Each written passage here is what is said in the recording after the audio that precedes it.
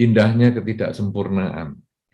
Ini memang satu tema yang sangat menarik, karena seperti yang disampaikan oleh saudara moderator tadi, bahwa kita sering berharap segala sesuatu itu sempurna, indah.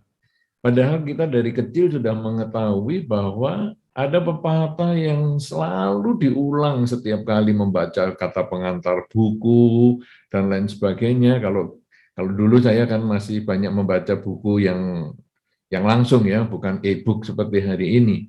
Itu biasanya kalau di kata pengantar selalu tertulis tiada gading yang tak retak. Nah, jadi selalu dikatakan gitu. Karena itu jika buku ini ada kekurangan dan lain sebagainya, mohon dimaklumi. Jadi selalu disebutkan tidak ada gading yang tidak retak. Kenapa demikian? Karena gading itu dianggap mulus sekali.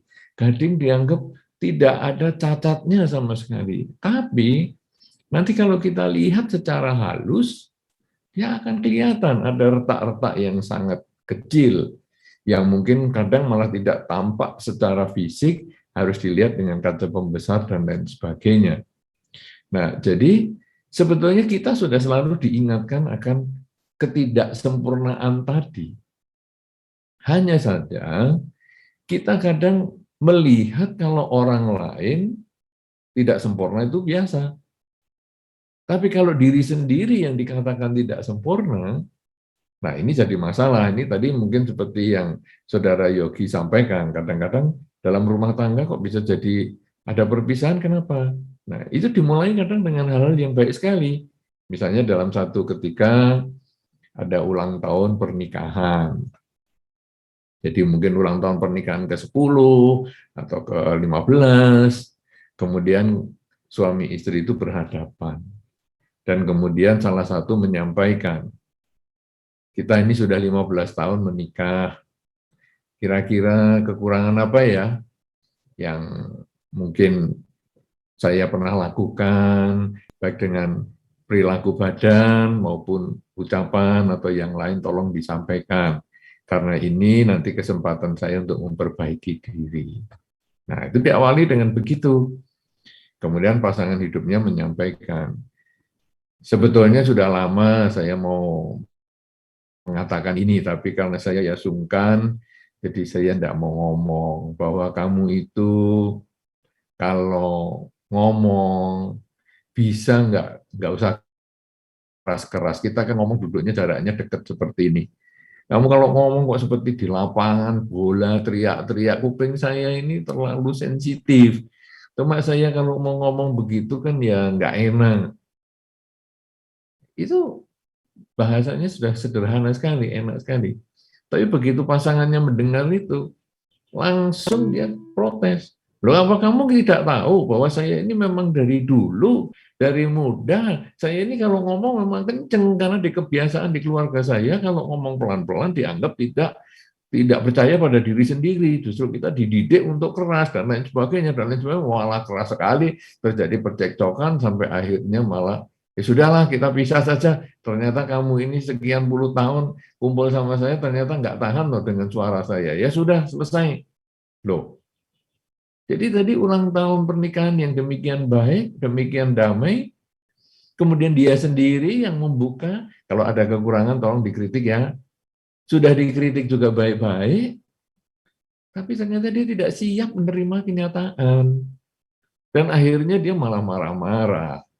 Ini juga sama dengan nanti ada satu kepanitiaan. Mungkin nanti ya kalau ada Indonesian Buddhist Community mungkin mengadakan acara, misalnya, ayo kita acara Waisakan mungkin atau apa.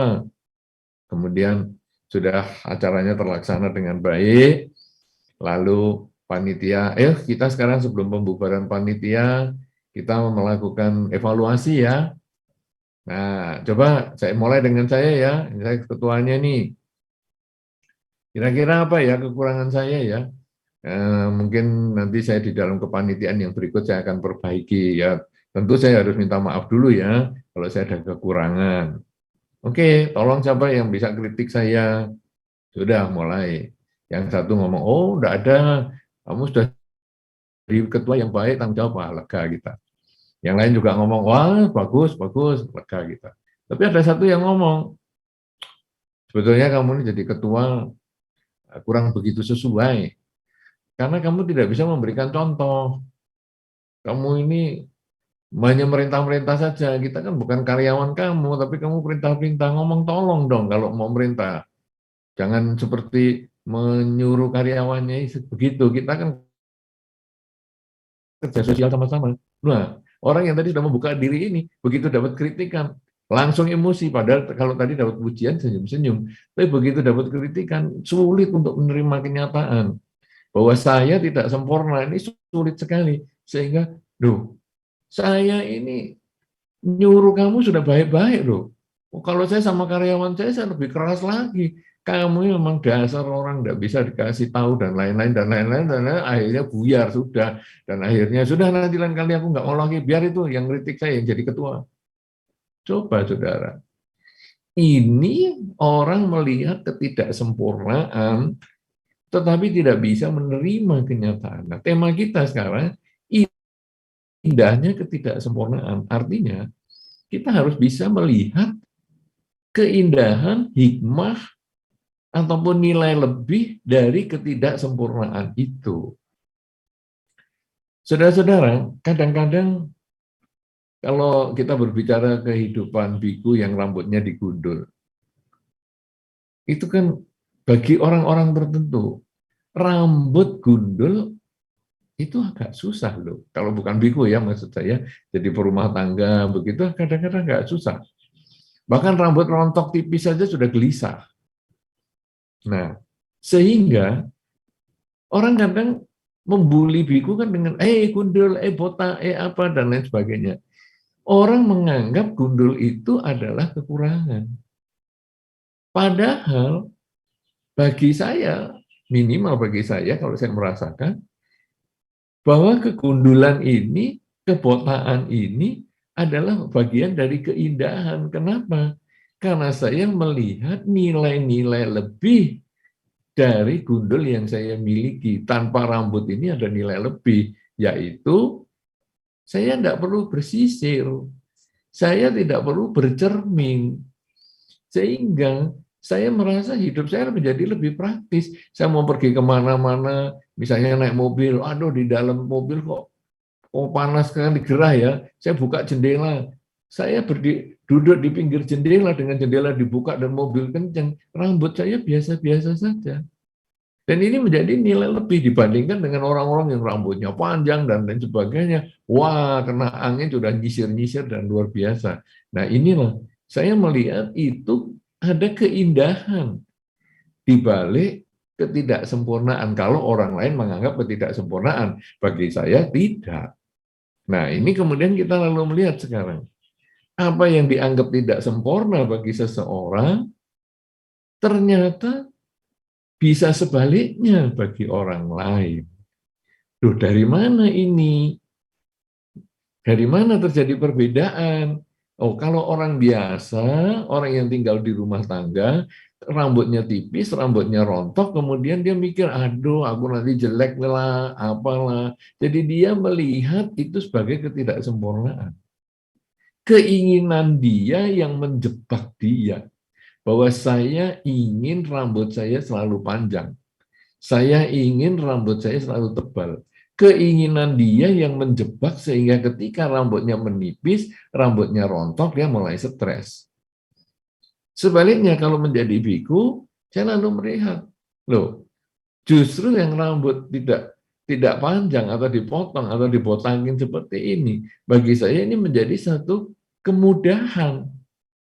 Nah, ini karena saya merasa keinginan saya menjadi tidak terlalu banyak dengan urusan rambut ini. Nah, sekarang saudara, kalau begitu, kalau kita tadi menyoroti misalnya dari pandemi dan lain sebagainya nih, bagaimana? Nih, ini nanti kita lalu lihat.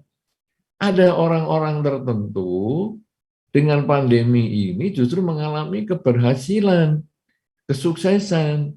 Loh, misalnya apa ini? Misalnya adalah orang yang menjual obat-obatan atau vaksin atau apa. Wah, dia atau malah pabrik vaksin misalnya, atau pabrik alat-alat kesehatan misalnya. Ini menjadi dia lebih banyak memproduksi sesuai dengan kebutuhan saat ini. Tapi di sisi yang lain, pandemi ini menjadi masalah. Membuat, aduh, saya ini jadi sekarang nggak bisa kumpul-kumpul ya. Sekarang kalau tadi kan di Indonesian Buddhist Community, biasanya kalau puja bakti banyak orang. Tapi sekarang ya di tempat puja bakti orangnya terbatas. Semua melakukan puja bakti di rumah masing-masing. Dan kita sekarang bukan hanya Indonesia Buddhist Community, bukan hanya Singapura saja, tapi sekarang kita bisa mendunia. Bukan hanya Singapura, tapi bisa di Indonesia, bahkan juga di negara-negara lain selain Indonesia. Nah, ini kan justru kita lalu melihat, loh, ini pandemi ini membuat Indonesian Buddhist Community Singapura ini menjadi tempat puja baktinya mendunia, mengglobal. Nah, ini menjadi satu keindahan ketika kita melihat pandemi ini bukan sebagai musuh, tetapi justru kita menyikapi sebagai satu bentuk ada hikmahnya dalam setiap kesulitan. Nah, saudara-saudara, kemudian kita tarik ke diri kita sekarang masing-masing. Tentu diri kita sekarang punya kekurangan masing-masing. Ada beberapa orang mengatakan, "Loh, Bante, rambutnya kok putih semua?" Oh iya, orang lain menunggu rambut putih sampai usia yang lebih tinggi dari saya. Saya sekarang bisa rambutnya putih lebih awal, berarti saya hemat waktu daripada orang lain yang tadi nunggu waktu lebih lama untuk rambut putih. Nah, dengan seperti itu membuat saya merasa nyaman dengan rambut yang putih ini. Kemudian ada orang mengatakan, aduh, aku kalau naik tangga kok susah ya, berat. Nah, kan kalau Anda pernah pergi ke Wihara Bodhigiri, di situ ada tangga langit yang jumlahnya cukup banyak, itu puluhan. Nah, kemudian orang mengatakan, aduh, aku kok berat sekali ya naiknya. Langsung saya jawab, loh, justru kamu dengan jalan pelan-pelan, kamu bisa menikmati udara di Wihara Bodhigiri. Justru kamu dengan jalan pelan-pelan, maka kamu akan lebih hati-hati, tidak gampang jatuh, dan lain sebagainya. Justru karena kamu jalan pelan-pelan, kamu lebih mudah mengembangkan kesadaran, sehingga kamu tinggal melangkah saja, kanan, kiri, kanan, kiri, kanan, kiri, sehingga ketika kamu tidak bisa jalan lebih cepat, kamu tetap menikmati keterlambatanmu atau kelambatanmu berjalan ini, dan itu menjadi keindahan di dalam kehidupan yang dikatakan tadi indahnya ketidaksempurnaan. Ketika badan menjadi lemah, tapi tetap merasa indah karena kita menjadi punya kesempatan untuk berlatih meditasi dengan baik. Tapi aku sekarang juga telinganya menjadi tuli. Sudah umurnya bertambah, sekarang pendengaranku berkurang. Loh, itu bagus. Karena ketika umurmu bertambah, pasangan hidupmu juga mulai rewel, kamu tidak pernah terlalu jelas mendengar dia ngomong apa. Dan itu membuat kamu nyaman. Coba kalau kamu dulu setajam waktu kamu masih muda, wah, kamu kena pasangan hidupmu yang rewel, langsung telinga tegak. Tapi sekarang, oh iya, ngomong apa kamu? Aku nggak begitu denger. Nah kan jadi nyaman. Ini indahnya ketidaksempurnaan. Kemudian ada orang juga mengatakan, ketika ulang tahun yang ke-50 pernikahan, dia mengatakan, menurut kamu, nah ini biasanya perempuan itu waktu itu yang bertanya adalah yang wanita, dia mengatakan, menurut kamu dengan ulang tahun yang ke-50 perkawinan kita ini, apakah aku masih cantik? Wanita itu paling suka tanya ini, saya sampai heran juga, mesti tanya, apakah aku masih cantik? Langsung suaminya menjawab, menurut aku, kamu masih cantik. Lu kok bisa? Karena aku sudah agak katarak. Aku sudah nggak begitu lihat jelas. Itu indahnya ketidaksempurnaan. Karena aku katarak, maka aku melihat kamu indah. Nah, dengan cara seperti ini sebetulnya kita lalu melihat bahwa telinga tidak mendengar, atau tubuh menjadi lemah, ataupun mata menjadi kurang tajam, atau rambut menjadi putih, atau pandemi, atau yang lain-lain, sebetulnya itu semua netral. Tidak ada nilai kurang, tidak ada nilai lebih, tidak ada sempurna dan tidak ada ketidaksempurnaan pada semua itu. Tetapi kita menempelkan nilai tidak sempurna ketika kita punya keinginan terhadap hal-hal yang sebetulnya netral tadi. Kita menganggap tidak sempurna karena keinginan kita tidak tercapai. Saya ingin telinga saya tajam, bisa masih mendengar, dan dengan frekuensi yang rendah pun saya bisa mendengar.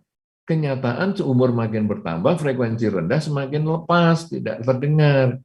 Nah, kita menganggap itu tidak sempurna. Kemudian saya ingin mata tetap tajam, seperti waktu dulu masih muda, tapi umur bertambah, kekuatan mata ini menjadi lemah. Nah, kemudian kita masih ingin matanya seperti dulu. Karena sudah menjadi lemah, kita menganggap itu tidak sempurna. Saya ingin rambut saya hitam terus seperti waktu masih remaja.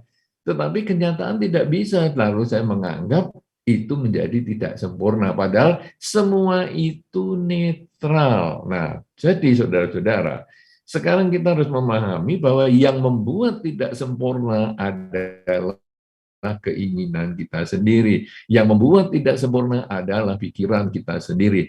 Oleh karena itu, yang membuat indah juga harus dari pikiran kita sendiri. Tidak mungkin yang membuat tidak sempurna itu diri kita, yang suruh ngomong indah adalah orang lain. Misalnya tadi, loh, rambutmu kok sudah putih? Iya, ini aku menginginnya hitam seperti waktu remaja. Kemudian orang lain mengatakan, ya anggap aja hitam. Ya nggak bisa, ini sudah putih, ya bagaimana dianggap hitam? Nah, akhirnya karena orang lain yang memberi masukan, kita biasanya memproteksi diri, kita menolak, kita tidak mau. Karena kita yang menganggap rambut putih tidak sempurna. Nah, sekarang kita ubah, yang mengubah adalah cara berpikir kita, yaitu rambut putih itu adalah keindahan.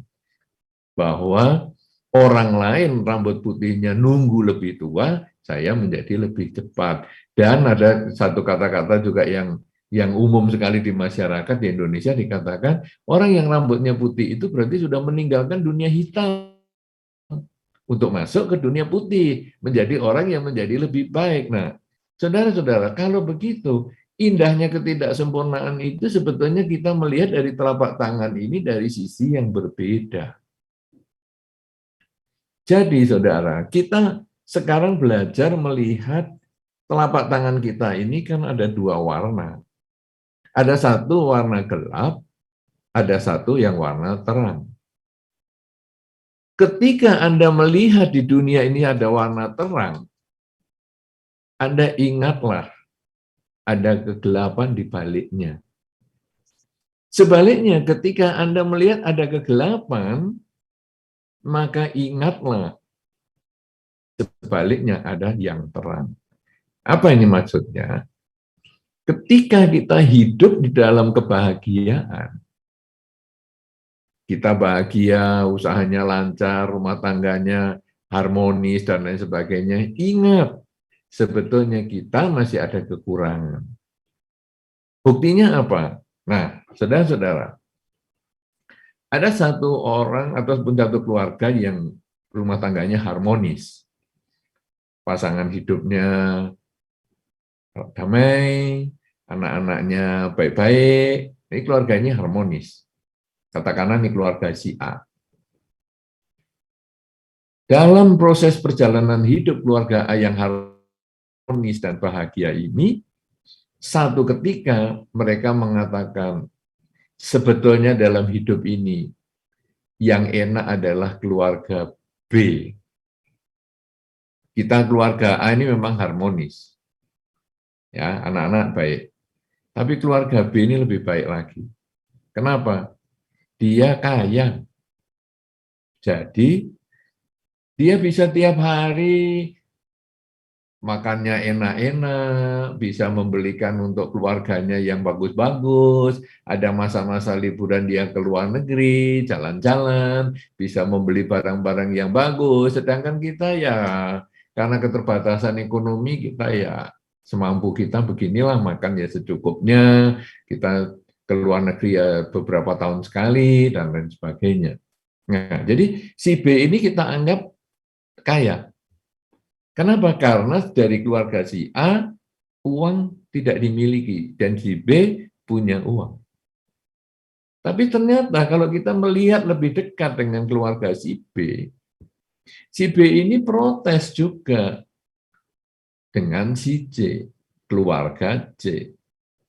Si B mengatakan, memang keluarga kita ini kaya, apa saja kita bisa dapatkan, apa saja kita bisa peroleh, tapi kita ini sering sakit.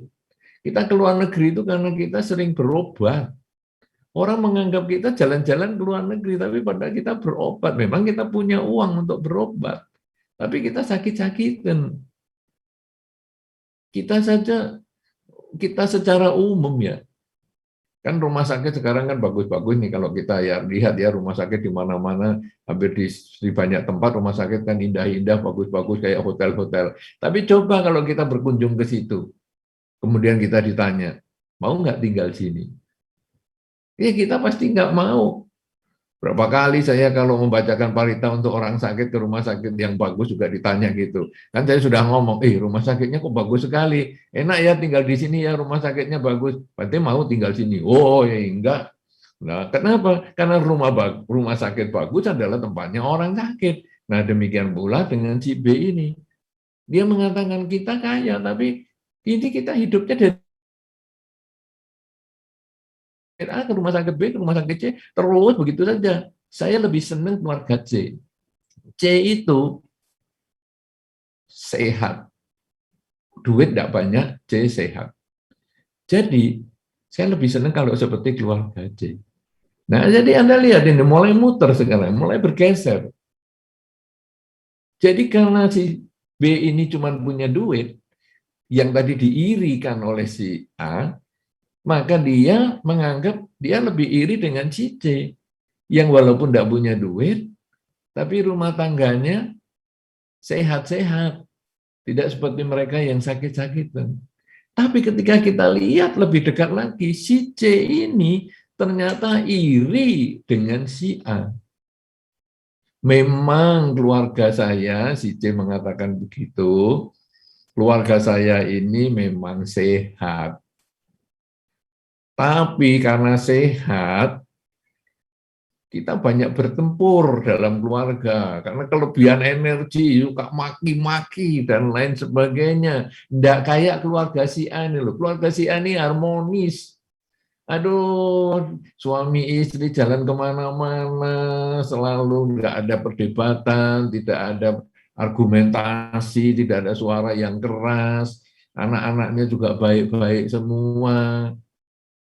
Coba kita lalu lihat A, B, C ini. Si A iri dengan kekayaannya si B. Si B iri dengan kesehatannya si C. Tapi si C iri dengan keharmonisan rumah tangganya si A. Artinya apa, saudara? Apa yang kita menganggap tidak sempurna itu hanya karena kita merasa tidak cukup keinginan kita terpuaskan. Kalau begitu, kuncinya untuk melihat keindahan atas ketidaksempurnaan yang kita anggap sendiri itu tadi adalah di diri kita sendiri. Jadi di sini si A ini yang keluarganya sudah harmonis tapi tidak punya uang, dia akan menganggap indah adalah ketika dia mensyukuri apa yang dia miliki dan tidak menyesali apa yang dia belum miliki. Mensyukuri apa yang dia sudah miliki, tapi tidak menyesali apa yang belum dia miliki. Artinya, mungkin yang belum dia miliki itu kalau dia perjuangkan di masa depan satu ketika mungkin akan dimiliki. Tapi kalaupun tidak dimiliki, toh sekarang dia masih memiliki sesuatu. Jadi si A ini bersyukurlah bahwa rumah tangganya dia harmonis. Dia memang belum memiliki kekayaan, tapi sekarang dia harus bersyukur dulu, kemudian dia berusaha untuk mendapatkan penghasilan yang lebih. Tapi kalau seandainya tidak mendapatkan yang lebih pun, dia sudah memiliki rumah tangga yang bahagia, harmonis. Si B, si B ini sudah memiliki materi. Karena itu dia harus bersyukur, dia karma baiknya mendukung untuk memiliki materi yang cukup. Masalah dia pergi ke luar negeri untuk berobat, itu adalah upaya untuk mendapatkan kesehatan. Jika masih belum dimiliki kesehatannya, tidak masalah, dia bisa usaha terus. Tapi tidak usah mengisi hidupnya ini dengan kekecewaan. Duh, aku kok nggak sehat-sehat ya. Karena dengan dia mengisi hidupnya dengan kekecewaan, dengan keluh kesah, maka badannya sakit, batinnya pun ikut sakit. Tapi ketika dia bisa memahami bahwa ya sudah, pokoknya sekarang saya sudah punya uang yang cukup, sekarang saya isi dengan perbuatan baik juga. Saya mungkin berbuat baik untuk orang-orang yang sakit juga, dengan membantu obat dan lain sebagainya, karena saya memahami tentang hukum dharma, bahwa tanam padi, tanam jagung, tumbuh jagung. Ketika saya menanam kesehatan untuk orang lain, semoga saya pun mendapatkan kesehatan yang cukup. Sehingga uang yang banyak tadi bisa dibagi-bagi untuk berdana kepada mereka yang membutuhkan supaya karma baiknya berbuah sesuai dengan yang diharapkan, yaitu dirinya menjadi sehat sekeluarga. Nah, kemudian si C yang sudah sehat, dia maunya juga harmonis seperti boleh, tetapi sekarang dia harus mensyukuri dulu bahwa dirinya itu sudah sehat, sekeluarga sudah sehat. Nah, ketika dia bersyukur, karma baikku banyak ya, bahwa kita ini dalam satu keluarga sehat-sehat semua loh. Kita ingat nih, kita sudah umurnya segini dewasa, anak-anak juga sudah semua dewasa, tapi kita ini tidak pernah loh mengalami sakit yang berat sampai di rumah sakit dan lain sebagainya. Kita ini paling sakitnya hanya masuk angin lah, apa yang sangat simpel, yang sangat ringan. Sehingga kita ini harus bersyukur bahwa kita punya kesehatan yang bagus. Tetapi memang belum punya keharmonisan seperti keluarga si A. Tetapi tidak masalah. Saya harus bersyukur dulu dengan kesehatannya ini. Nah, sambil saya berusaha memperbaiki dengan cara bertanya kepada si A, bagaimana sih kamu kok bisa sekeluarga itu harmonis, itu gimana? Kuncinya apa? Oh, kuncinya adalah kita ini mau saling mendengar, mau saling berbagi, mau saling memperbaiki diri, dan lain sebagainya. Nah, jadi kesehatan yang sudah dia miliki ini harus disyukuri dulu sebagai buah karma baik, dan kemudian kita belajar untuk mencari peningkatan kualitas diri. Nah, dengan cara seperti ini, maka masing-masing di diri kita ini sebetulnya punya kelebihannya sendiri-sendiri. Selama kita memahami, selama kita mau mencari, menerima kenyataan bahwa ya sudah, saya sekarang punya kesehatan yang bagus. Bersyukurlah bahwa Anda punya kesehatan yang bagus. Nah, saya tiap hari, walaupun saya tidak kaya, tapi cukup makan. Bersyukurlah bahwa Anda tiap hari cukup makan. Ketika Anda mengatakan Anda tidak pernah tinggal kelas, bersyukurlah bahwa Anda sudah sekolah dengan biasa-biasa, tidak pernah tinggal kelas. Berarti, saudara, sebetulnya kita ini untuk bisa melihat keindahan di dalam kehidupan ini adalah bersyukur. Kalau sekarang tadi ada pandemi, bagaimana ya? Bersyukur kita itu tidak terkena pandemi, tidak terkena sakitnya. Tetapi bagaimana ya Sekarang saya kan ada keluarga saya yang sakit di sana. Bagaimana ini? Ya, kita kemudian melihat dari sisi positifnya lagi.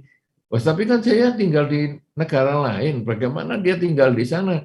Kan saya tidak bisa bersyukur. Kita hanya bisa bersyukur dari negara lain, kita mendoakan keluarga kita. Kemudian kita juga bersyukur bahwa keluarga kita, walaupun kita tidak pulang ke Indonesia misalnya, atau tidak pulang ke negara tempat keluarga kita tinggal, tapi keluarga kita masih ada teman atau orang lain yang merawat, yang membantu, dan lain sebagainya.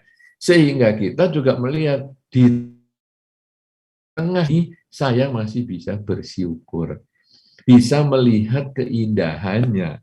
Nah, kemudian kalau sekarang kita lalu melihat, loh, saya sudah pacaran sama dia sekian lama, ternyata kok makin lama kok saya makin makin tahu dia jelek ya. Aduh, nggak jadilah menikah. Nah, bersyukur juga. Bersyukur bahwa saya mengetahui bahwa pasangan saya itu ternyata tidak sesuai dengan yang saya harapkan. Loh, tapi ini setelah menikah saya baru tahu jeleknya. Bersyukur juga pasangan hidup saya ini saya ketahui setelah jeleknya setelah menikah, sehingga saya bisa belajar berlatih kesabaran. Bagaimana saya bertanggung jawab terhadap pilihan saya, bahwa saya sudah dengan dia, ya saya menerima dia dengan satu paket baik dan buruk. Jadi dengan demikian, kita bisa melihat ketidaksempurnaan itu sebagai sesuatu yang indah ketika kita justru melepas keakuan kita, melepas ego kita, dan kemudian kita mensyukuri apa saja yang kita sudah dapatkan saat ini. Karena semua yang kita dapatkan saat ini sebetulnya ada bagian dari buah karma baik kita. Cuman kadang memang tidak sesuai dengan yang kita inginkan. Ya inilah yang kita ubah adalah keinginan kita ini. Kita perbaiki dengan mengucapkan dalam batin, memang inilah yang terbaik yang saat ini saya terima. Inilah yang terbaik yang saat ini saya bisa lakukan. Inilah yang terbaik saat ini yang saya bisa dapatkan. Dengan cara seperti itu, membuat batin menjadi tenang. Dengan cara seperti itu membuat batin kemudian bisa melihat keindahan hidup ini.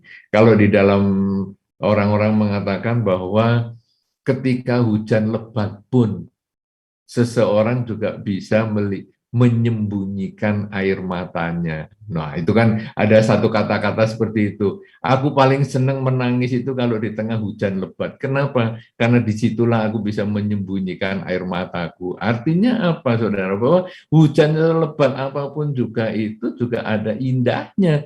Bisa untuk memberikan manfaat kepada kita. Oleh karena itu, saudara-saudara, mudah-mudahan ini menjadi inspirasi bahwa jangan kita gampang mengeluh dengan apa yang kita tidak miliki. Tapi marilah kita mensyukuri dengan karma baik yang kita sudah miliki, yaitu segala hal yang sudah membuat kita ada sampai hari ini. Kita mengatakan, doh orang tuaku kok yang ini ya, kok bukan yang itu. Bersyukurlah orang tua Anda yang ini. Karena orang tua yang ini yang telah melahirkan Anda utuh dengan kaki. Orang tua yang inilah yang membuat Anda bisa berpikir seperti hari ini. Bersyukurlah seperti itu. Karena ketika mungkin kita dilahirkan, kondisi kita juga tidak sama, bisa lebih baik mungkin harapan kita, tapi juga kemungkinan lebih buruk. Kenyataannya sekarang kita sudah seperti ini. Loh, kalau aku sekarang kenyataannya saya lahir nggak bisa jalan, bersyukurlah ketika kamu walaupun nggak bisa jalan, kamu masih bisa melakukan sesuatu yang lain. Karena kalau kita melihat ada satu motivator dunia yang kakinya saja tidak ada, tangannya juga tidak ada, tapi dia bisa menjadi motivator di dunia. Ya, itu kalau nggak salah si Nick atau siapa namanya. Itu kan luar biasa sekali. Dia mensyukuri kekurangannya ini dan dia justru menjadikan kekurangannya ini sebagai satu kelebihan untuk membuat dia diterima di seluruh masyarakat, kelompok-kelompok masyarakat, dan dia menjadi motivator yang hebat. Karena itu, saudara-saudara, tangan kita masih lengkap, kaki kita masih lengkap, cara berpikir kita masih oke. Kenapa kita harus selalu menyesali ketidakadaan kita? Marilah kita mensyukuri yang kita ada dengan melakukan pelepasan keakuan. Dan di dalam Dharma sebetulnya pelepasan keakuan ini, ego ini sebetulnya itu ya yang dilatih, yaitu dengan kerelaan, merelakan keakuan kita dan melihat memang inilah yang saya dapatkan, memang inilah yang saya miliki. Kalau kita mau meningkatkan, kita mulai dengan sedikit demi sedikit, pelan-pelan kita tingkatkan dari yang kita miliki saat ini untuk kita perbaiki. Kalau kekayaan yang kita miliki saat ini, maka kita bersyukur dulu dengan yang kita miliki, dan kemudian kita meningkatkan kerja kita, supaya kita menjadi lebih banyak lagi di masa depan. Sebaliknya, kalau kita merasa kekurangan di dalam cara berpikir kita, bersyukurlah dulu bahwa kita masih bisa berpikir, kemudian kita pelan-pelan memperbaiki dengan berbagai macam sistem untuk kita meningkatkan kecerdasan maupun intelektual kita. Demikian pula dengan yang lain-lain. Kok saya temannya sedikit, tidak apa-apa, teman sedikit ini kita terima dulu sebagai kenyataan, dan mulai dari teman sedikit ini kita pelan-pelan belajar berkomunikasi dengan baik, kita menghargai yang sedikit ini, kemudian kita belajar meningkatkan lagi. Coba kamu kenalkan dengan temanmu yang lain, supaya kita jadi lebih besar grup kita dan lain sebagainya. Itulah yang nanti membuat kita menjadi teman pun menjadi banyak. Kita mulai dari situ sampai nanti kita belajar terus, kita tingkatkan untuk menuju ke kondisi yang lebih baik, untuk melihat ketidaksempurnaan itu sebetulnya buatan sendiri, dan keindahan itu pun hasil ciptaan pikiran kita sendiri. Kita mengendalikan diri kita untuk menciptakan keindahan di dalam ketidaksempurnaan. Terima kasih, saya kembalikan kepada saudara moderator, yaitu saudara Yogi. Silakan. Ya, kita akan lanjut ke sesi tanya jawab. Kita sudah ada 2 orang yang raise hand, mungkin saya akan lanjut ke raise hand dulu ya Bante ya. Ya, mungkin sebelum kita lanjut ke sesi tanya jawab, saya akan ingatkan lagi peraturannya. Mohon nyalakan kamera, perkenalkan diri, nama dan lokasi. Satu pertanyaan untuk setiap penanya. Mohon pertanyaannya ditanyakan secara singkat dan to the point. Ya, mungkin pertama kita akan berikan waktu kepada Ibu Harita. Ya, sebentar akan di-unmute sama moderator, sama host. Ya, Ibu Harita silakan. Thank you, Wandami Bante.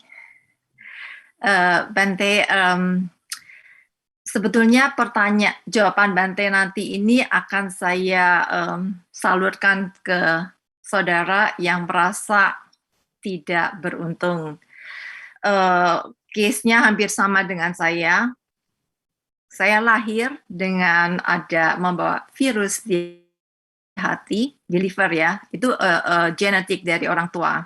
Tapi saya bersyukur dengan saya punya lifestyle, virus itu tidur.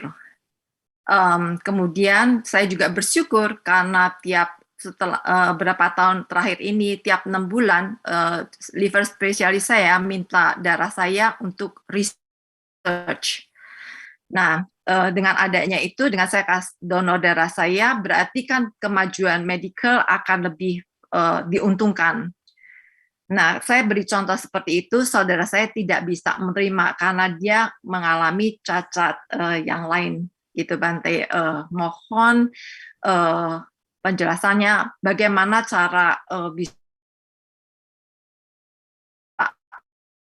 apa indahnya dengan kecacatan itu untuk saudara saya yang tercinta ini yang nggak bisa menerima. Terima kasih. Sebetulnya kita hanya bisa memberi informasi ya, tapi kan kalau tadi kita sampaikan sudah tidak dalam pembabaran di awal bahwa ketidaksempurnaan itu karena keinginan kita yang tidak tercapai.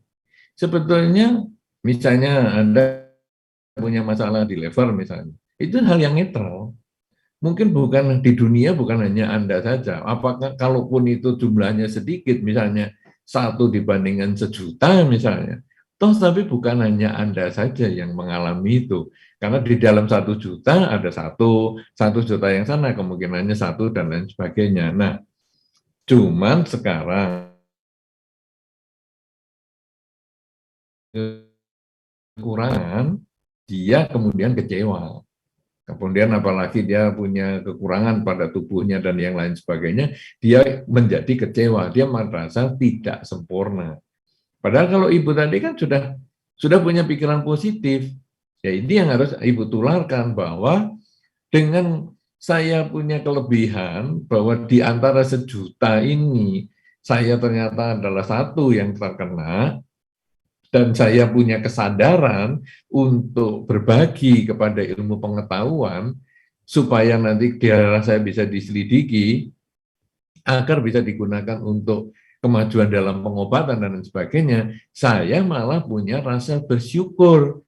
Saya punya kesempatan berbuat baik untuk memajukan dunia pengobatan. Jadi ini sebetulnya hanya melihat dari sudut terang dan gelap tadi. Ketika orang sakit sebetulnya adalah seperti telapak tangan yang gelap, yang kita kemudian, aduh ini kok hitam sekali ya, kok nggak sama dengan yang lain. Jadi kita lihat dari sisi yang lain, bahwa ternyata telapak tangan yang sama ini juga ada putihnya. Bahwa sekarang dengan kondisi saya sakit seperti ini, sebetulnya justru inilah kesempatan saya memajukan dunia medis, yaitu saya membantu berdana darah dan sebagainya. Nah, ibu yang sudah tanyakan ini sudah betul, dan tinggal dijelaskan saja kepada. Tapi kalau orang itu tetap tidak mau, itu hak dia. Karena kemauan melepas itu tidak semua orang bisa. Ini butuh waktu, pelan-pelan bertahap. Jadi tidak bisa kita paksakan kehendak. Saya sudah begini, kamu juga harus begitu. Nah, biar aja dulu. Kamu tidak pengen punya kesempatan hidup lebih banyak dengan berbuat baik. Ini kan umurmu masih, katakanlah diperkirakan masih ada sekian lama misalnya. Kenapa enggak kita manfaatkan untuk berbuat baik? Sehingga kalaupun kita harus meninggal lebih cepat, kita sudah berbuat sesuatu untuk dunia medis, sehingga nanti di masa depan orang-orang yang punya penyakit yang sama dengan saya akan memperoleh kesehatan lebih cepat, tidak seperti yang saya alami sekarang. Nah, jadi kita hanya ngasih masukan seperti itu, ya. Jadi masalah dia mau terima atau tidak itu adalah hak dia, tapi kita punya kesempatan juga untuk menjelaskan, sehingga kita juga merasa ini juga satu hal yang nilai positif bagi saya punya keluarga yang seperti itu, sehingga saya punya kesempatan berbuat baik, menambah penjelasan kepada dia, yang kalau sampai dia mengerti untuk berdana darah kepada lembaga kesehatan, tentu itu juga punya karma baik bagi dia juga. Begitu ya Ibu ya. Makasih Bante, semoga Sama-sama. sehat selalu Bante. Baik, silahkan moderator. Ya, baik Bante. Saya akan ke pertanyaan lewat chat dulu. Brother Fendi tolong di-share screen-nya. Untuk Brother Leo yang udah raise hand, habis ini gilirannya ya. Nah, mohon siap-siap. Ya, ini ada pertanyaan Bante dari Zoom, dari Andrew Yogianto. Tanya Bante, nama budaya Bante. Benarkah salah satu indahnya dari ketidaksempurnaan pada setiap manusia yang ada kelebihan dan kelemahan itu adalah mereka bisa saling bahu-membahu, saling melengkapi satu sama lain dengan kerjasama dan kolaborasi, meraih tujuan serta memperkuat dan memperkokoh kelompoknya, komunitasnya atau organisasinya dalam menghadapi berbagai rintangan, persoalan dan permasalahan hidup. Bagaimana tanggapan dan masukan Bante soal saling melengkapi ini? Terima kasih. Ya, kalau ini pertanyaan dari Saudara Andrew ini menjadi salah satu keindahan sebagai manusia, yaitu bisa kerjasama, oke. Tapi itu bukan satu-satunya tentu ya, karena manusia bisa berkomunikasi, kemudian manusia bisa ada perasaan untuk saling berdekatan dan lain sebagainya, sehingga ada perkumpulan, seperti kalau sekarang kita dalam kesempatan ini difasilitasi oleh Indonesian Buddhist Community di Singapura. Ini kan sebetulnya karena terdiri dari orang-orang, kemudian yuk kita bikin kelompok ya di Singapura, kita umat Buddha gimana ya? Nah, ini kebersamaan ini. Kemudian karena pandemi justru ada nilai lebih, kita membuka kesempatan Indonesian Buddhist Community ini bisa bukan hanya di Singapura, tapi di seluruh dunia. Dan ini adalah salah satu keindahan dari kita sebagai manusia, tapi bukan itu satu-satunya ya. Kemauan kita mengerti, kemauan kita bisa memahami, bahkan kalau kita di dalam dharma adalah kemauan kita untuk melaksanakan kemoralan, kemauan kita untuk melaksanakan kesadaran setiap saat. Ini juga kelebihan, keindahan kita di dalam ketidaksempurnaan. Kenapa begitu? Di dalam dharma disampaikan bahwa lahir sebagai manusia ini ada ketidaksempurnaannya dibandingkan alam dewa misalnya. Yaitu apa? Manusia ini umurnya pendek. Jadi di beberapa alam dewa ataupun salah satu alam dewa dikatakan 20 tahun di usia manusia, 1 hari 1 malam di sana. Jadi kalau Anda ini 40 tahun usianya, di alam dewa yang tadi diceritakan itu baru 2 malam. Apalagi ada alam dewa yang 100 tahun usia manusia, di sana 1 hari 1 malam. Kita belum ada 100 tahun, di sana belum semalam. Ya, nah, kita sudah belum 100 tahun sudah meninggal, dia di sana. Loh, belum semalam aja kamu sudah mati. Nah, nanti di alam dewa yang lain ada 84.000 tahun usia manusia. 1 hari 1 malam di sana. 84.000 tahun. Anda bisa bayangkan tuh, kita umurnya kalau 100 tahun, dia belum kedip. Kita sudah mati. Dia belum kedip, kita sudah mati. Ini manusia ini kenapa ya umurnya pendek sekali, saya belum kedip kok sudah mati. Jadi sekejap mata saja kita sudah mati. Nah, jadi kita ini sebetulnya ada ketidaksempurnaan kalau dipandang dari sudut alam dewa, yaitu umurnya pendek. Tapi justru di dalam dharma, umur pendek ini bermanfaat. Karena kita lalu melihat hidup ketidakkekalan itu dengan cepat. Jadi kita lalu lihat tua, sakit, mati, itu cepat sekali. Coba Anda rasakan Anda sendiri. Ketika belum lama yang lalu, Anda itu masih di rumah bersama dengan orang tua, mainan seperti anak SD gitu. Tidak lama kemudian naik ke SMP, tidak lama naik ke perguruan tinggi, SMA dan perguruan tinggi, tidak lama kemudian Anda bekerja, tidak lama kemudian mungkin berumah tangga, punya anak, tidak lama anak yang dulu dikandung itu sekarang sudah bisa sekolah, tidak lama anak yang dulu dikandung itu sekarang sudah mau menikah, dan lain sebagainya. Jadi ini kalau di alam manusia sedemikian cepat, tidak lama rambut putih, tidak lama lagi kita sudah melangkah ke krematorium. Nah, tetapi itu ada keindahannya yang tidak bisa dicapai di alam-alam bahagia, di alam surga tadi, yaitu kesempatan mempraktekkan dharma. Karena dharma itu melihat hidup yang tidak kekal. Di alam surga, karena terlalu lama umurnya, dia tidak melihat tidak kekal. Kok aku muda terus ya?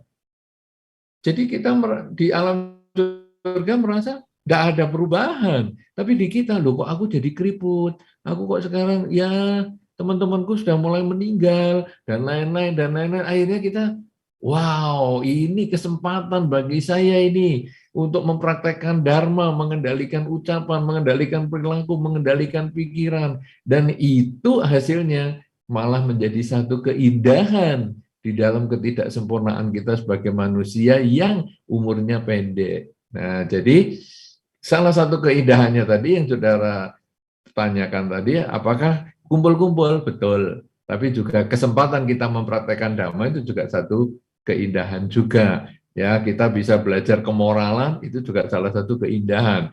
Karena kita berbeda dengan binatang. Binatang itu lebih cenderung hanya punya rasa senang, tidak punya rasa bahagia. Maksudnya bagaimana nih? Senang itu adalah mendapat. Mendapat dan rasa senang itu pendek waktunya untuk dirasakan. Jadi senang itu karena mendapat apa yang dia inginkan. Kita ada level itu juga, kita ada level binatangnya juga, yaitu ketika kita masih kecil, minta makan, dikasih makan, wah marah sekali, kemudian dikasih makan, senang, sudah selesai. Jadi sudah nggak rewel lagi, mainan, sana sini. Itu kita level itu sama dengan kucing, sama dengan anjing, sama dengan ayam, level binatang-binatang yang sama seperti itu. Senang karena dia bisa mendapat. Nah, tetapi manusia ada satu keindahannya lagi selain senang itu, yaitu punya rasa bahagia. Bahagia itu apa? Bahagia itu ketika dia bisa berbagi, dia bisa memberi. Senang itu tadi karena dia mendapat dan jangka waktunya pendek. Anda misalnya mendapatkan handphone baru, wah senang sekali. tapi sudah seminggu ya bosen lah, handphone ya cuma gitu aja. Anda senang dapat kenang-kenangan tertentu, mungkin benda apa yang Anda sukai sekian lama, senang, tapi seminggu 2 minggu ya biasa-biasa aja. Tapi bahagia itu jangka waktunya lama. Ketika saya mau berbagi, misalnya saya menolong orang yang menderita, ya, saya misalnya pergi ke panti asuhan, kemudian saya melihat kok ya di panti asuhan ada yang kurang bahagia, kemudian saya coba bantu, saya rawat dengan semampu saya, dengan banyak hal yang saya bisa bagikan untuk dia, dan kita rasanya merasa hidup ini bermanfaat. Dan itu menjadi ada satu kebahagiaan, dan itu bisa jangka panjang, sampai di hari tua, bahkan sampai nanti kita mau mati, kadang-kadang itu masih diingat. Dan itu juga keindahan kita terlahir sebagai manusia. Walaupun manusia yang mungkin tidak punya kaki, walaupun manusia mungkin tidak punya tangan, tapi ketika dia mau berbagi, itu juga bisa timbul kebahagiaan. Dan masih banyak lagi keindahan kita sebagai manusia. Nah, makanya pertanyaan tadi adalah, apakah itu salah satunya? Cocok. Kalau itu bisa berkumpul bersama, itu salah satunya kebahagiaan sebagai manusia. Baik, silakan dilanjutkan, Saudara Yogi. Ya, terima kasih Bante. Jadi untuk Saudara Andrew, seperti yang Bante katakan, keindahan, ketidaksempurnaan untuk manusia itu banyak, bukan cuma dari satu komunitas sendiri, dan banyak hal. Dan sebagai manusia, kita bersyukur karena kita bisa mempunyai kesempatan untuk belajar Dhamma. Ya, selanjutnya ke pertanyaan Brother Leo. Ya, mohon dinyalakan kameranya dan silakan ditanyakan. Ya. Selamat siang Bante. Nama saya Leo dari Singapura. Saya mau tanya, kalau misalnya tadi dibilang kita harus bersyukur atas ketidaksempurnaan begitu kan ya Bante. Tapi gimana kita cara tahu batasan antara ini kita harus bersyukur udah cukup dibandingkan dengan ini itu kayak ambisi yang harus kita capai Bante. Misalnya kita punya mobil A, misalnya udah cukup lah, oke ini mobil udah lumayan bagus. Tapi di sisi lain kita masih ingin punya mobil yang lebih bagus gitu. Jadi di mana batasannya kita harus tahu, oke lah cukup lah, saya nggak perlu lagi punya mobil yang lebih bagus misalnya. Itu aja Bante, terima kasih. Baik, jadi bersyukur itu adalah kemampuan kita menerima kenyataan saat ini. Jadi bukan harapan kita yang akan datang. Karena di dalam Dharma sebetulnya adalah bahwa ketika kita bisa menerima kenyataan saat ini, kita kemudian melihat kelebihan saat ini untuk kita tingkatkan supaya di masa depan apa yang kita sudah dapatkan ini menjadi punya peningkatan. Sebaliknya kita juga ada kekurangan saat ini, kita terima itu sebagai satu kekurangan, kemudian kita cari sebabnya dan kita perbaiki kekurangan ini supaya di masa depan tidak terjadi lagi. Nah, karena itu sekarang, Anda tadi menceritakan misalnya mobil. Saya sudah punya mobil ini. Ketika Anda punya kemampuan membeli mobil ini, Anda sebetulnya sudah harus merasa cukup. Tetapi sekarang saya ingin mendapatkan mobil yang lebih bagus. Normal, tidak apa-apa. Maka Anda bekerja dengan baik sampai nanti Anda bisa mendapatkan mobil itu. Tapi kalau tidak bisa mendapatkan, apakah Anda kecewa? Tidak, karena saya sudah bersyukur yang ini pun sudah cukup. Yang itu kalau saya bisa bagus, kalau nggak bisa ya enggak apa-apa. Nah, kemudian nanti sudah bisa ini. Kemudian mau usaha yang lebih tinggi lagi, sampai kapan? Sebetulnya tidak ada batasnya. Yang menjadi batas adalah diri Anda sendiri. Ini dikatakan begini, kalau di dalam Dharma, batas itu bukan ke atas. Batas itu paling bawah. Batas paling bawah adalah kehidupan seorang biku. Kehidupan seorang biku punya jubah satu setel. Seumur hidup satu setel.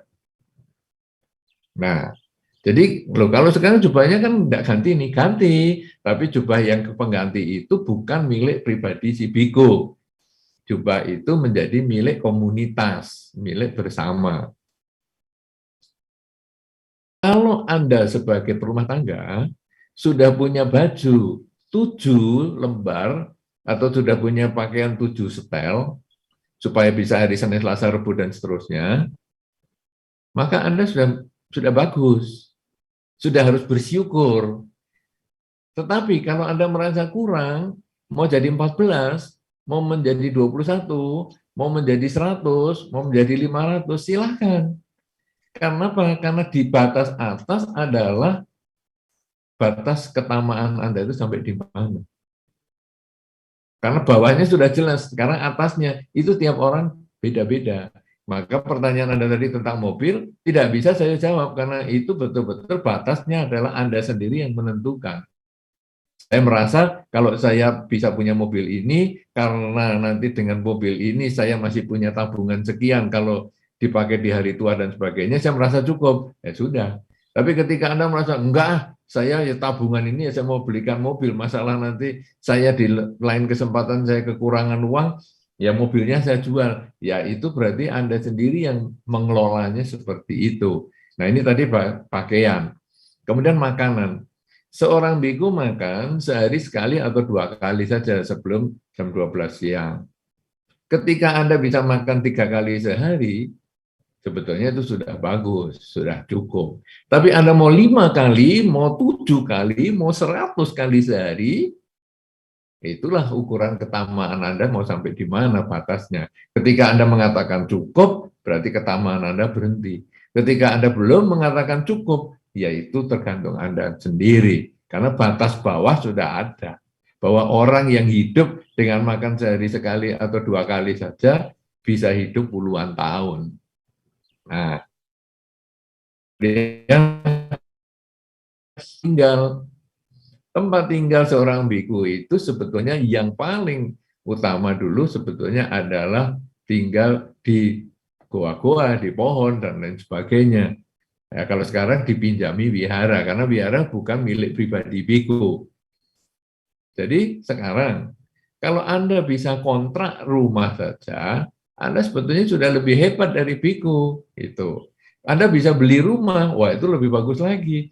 Beli rumah 1, 2, 3, 10, 20, sampai banyak. Ya itu urusan Anda menentukan cukupnya sampai kapan.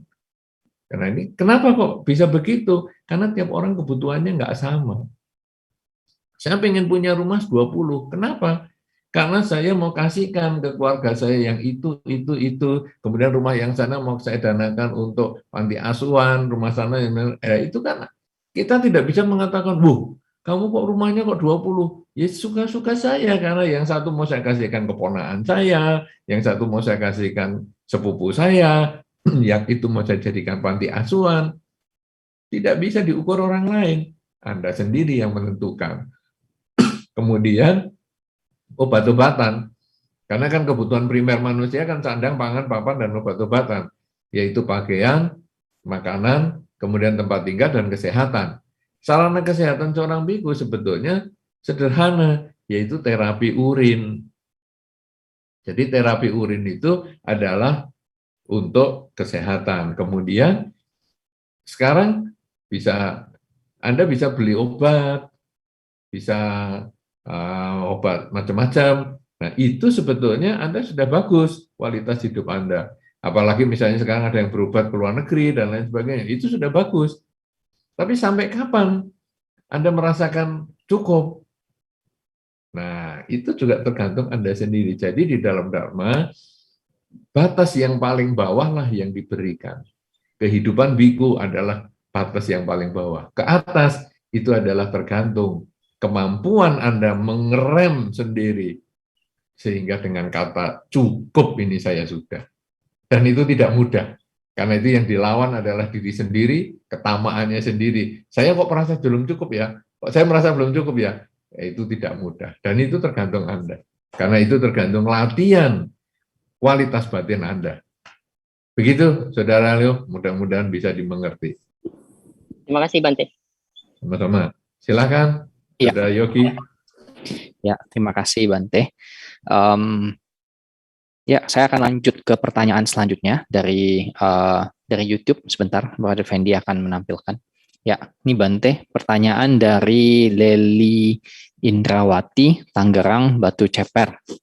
Pertanyaannya, Sotihotu Bante, memiliki anak yang tidak sempurna, harus berjuang mengajarkan tidak seperti anak pada umumnya. Bagaimana melatih kesabaran yang terus-menerus tanpa membandingkan dengan anak yang normal? Iya, kalau membandingkan, sudah tahu anaknya punya kebutuhan khusus, dibandingkan, ya jelas kita jadi emosi terus. Malah kita sebetulnya harus emosi dengan diri sendiri. Siapa yang membuat anak itu jadi lahir berkebutuhan khusus? Kan karena orang tuanya, genetik dari orang tuanya sendiri. Nah, jadi yang disalahkan kan sebetulnya dirinya sendiri. Loh, tapi itu genetiknya dari pasangan hidup. Nah, salahnya diri sendiri memilih pasangan hidup itu. Nah, anak ini sebetulnya kan karena korban. Kita tidak bisa kemudian menyia-nyiakan. Malah ada satu keluarga yang saya pernah tahu ya, punya anak yang berkebutuhan khusus. Kemudian dia malah membangun satu rumah untuk anak yang berkebutuhan khusus. Sehingga satu rumah ini dihuni oleh banyak anak berkebutuhan khusus. Dia seperti membangun panti asuhan. Dan anaknya nomor satu di situ. Kemudian dia membayar tenaga-tenaga ahli dan lain sebagainya, tenaga profesional untuk jadi kayak ada pendidikannya dan lain-lain. Dan mereka yang berkebutuhan khusus ya di situ yang sejenis dengan anaknya. Dan anaknya akhirnya juga bahagia. Si orang ini yang punya anak juga senang karena anaknya mendapat pendidikan dan perawatan dengan baik. Kemudian juga anaknya sendiri juga senang. Dan hasilnya juga orang lain yang anaknya berkebutuhan khusus juga senang. Karena ternyata di situ sekarang sudah ada panti asuhannya anak-anak yang berkebutuhan khusus. Kenapa? Karena dia bisa menerima dulu, bersyukur dulu punya anak yang seperti itu, sehingga akhirnya muncul ide untuk membangun panti asuhan anak-anak yang punya kebutuhan khusus seperti anaknya sendiri. Nah, sekarang Anda juga seperti itu. Kalaupun Anda tidak membandingkan dengan orang lain, kemudian Anda juga tidak punya misalnya keinginan untuk membangun panti asuhan, dan Anda juga tidak kepingin memasukkan anak Anda di area pendidikan yang berkebutuhan khusus, maka minimal Anda bersyukur Anda di kehidupan ini masih punya kekuatan, kesehatan untuk mendidik, merawat anak itu. Saudara-saudara, kita pernah membaca riwayat dari Thomas Alva Edison. Itu Thomas Alva Edison itu pada zaman itu termasuk anak yang berkebutuhan khusus sebetulnya. Karena dia tidak bisa mengikuti pelajaran di sekolah. Sehingga oleh gurunya, ibunya dipanggil dan dikatakan, maaf ya, anak ibu terlalu tidak bisa mengikuti pelajaran di sekolah ini. Jadi tolong dibawa pulang, kita tidak sanggup melakukan pendidikan. Ibu dari Thomas Alva Edison ini tidak menyerah. Dia tidak menganggap ini lalu diabaikan. Atau ya sudahlah nih sekolah saja nggak bisa dididik, apalagi saya. Tidak. Justru Thomas Alva Edison ini dididik oleh ibunya sendiri. Dan sampai akhirnya malah menjadi salah satu penemu terbanyak di dunia ini dengan ada sekitar 100 atau lebih hak paten di dunia ini, termasuk menemukan lampu pijar dan lain sebagainya. Itu yang didik ibunya sendiri. Yang bagi sekolah dia berkebutuhan khusus. Artinya apa?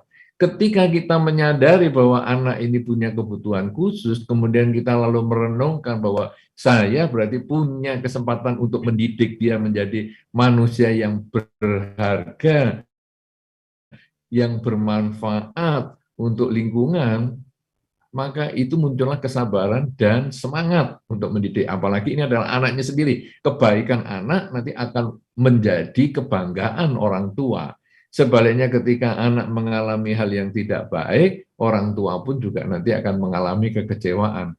Dan orang tua tugasnya adalah mendukung, mendorong, mengkondisikan supaya anak ini memperoleh yang positif. Jadi jangan dibandingkan dengan anak yang lain. Karena kalau kita mau perbandingkan, marilah kita melihat 5 jari kita. Kalau Anda mau perbandingkan, ingatlah 5 jari Anda. Karena jari Anda itu ada 5, itu ada gunanya. bahwa kita ini selalu di tengah. Kemudian kita kalau bandingkan yang ke bawah, nah, kalau kita mau pakai sistem uang supaya gampang perbandingannya, kalau Anda punya uang 1.000, maka Anda lalu melihat ke arah yang bawah, ada yang punya 500, ada yang punya 100. Punya uang 1.000, Anda merasa sombong karena ada yang lain itu cuma punya 500 sama 100. Tapi ketika Anda melihat ke atas, ada orang yang punya uang 2.000, ada orang yang punya 5.000. Dan Anda akan stres, uangku kok cuma 1.000. Yang lain kok ada yang 2.000 dan 5.000. Oke lah, kalau gitu uangku aku tambah menjadi 1.000.000. Ya enggak apa-apa 1.000.000, tapi ya tetap di tengah. Kenapa? Karena 1.000.000 ini sekarang di bawah kita ada yang 500.000, ada yang 100.000. Tapi di atas kita ada yang 3 juta, ada yang 5 juta. Lalu kita tambah lagi mau 1 miliar, sama saja 500 juta, 100 juta. Ada yang 5 miliar, ada yang 100 miliar. Berapapun uang Anda mau 1 triliun, mau berapa puluh ribu triliun, tetap akan ada di tengah. Nah, ketika ini dikembangkan ke dalam kehidupan sehari-hari sama, kebahagiaan Anda kalau Anda melihat ke bawah, memang Anda hidup paling bahagia, tapi tidak usah sombong. Karena ketika Anda melihat ke atas, kebahagiaan Anda itu kecil sekali dibandingkan kebahagiaan yang orang pernah dapatkan. Nah, jadi makanya Anda harus yang benar-benar, ketika anak Anda ada kebutuhan khusus, lalu Anda melihat ke atas, ya memang ini hebat-hebat semua. Kenapa? Karena ini memang lebih dari yang Anda miliki, tapi coba Anda lihat ke bawah. Masih untung anak Anda itu kenal dengan orang tua. Ada anak yang sudah nggak kenal dengan orang tua. Ada anak yang dari kecil, dia tidak bisa apa-apa, tangan dan kaki pun tidak punya. Dia seperti guling yang harus digendong kemana-mana, dimandikan, dan lain sebagainya. Disuapi, dan lain sebagainya. Itu juga saya pernah lihat.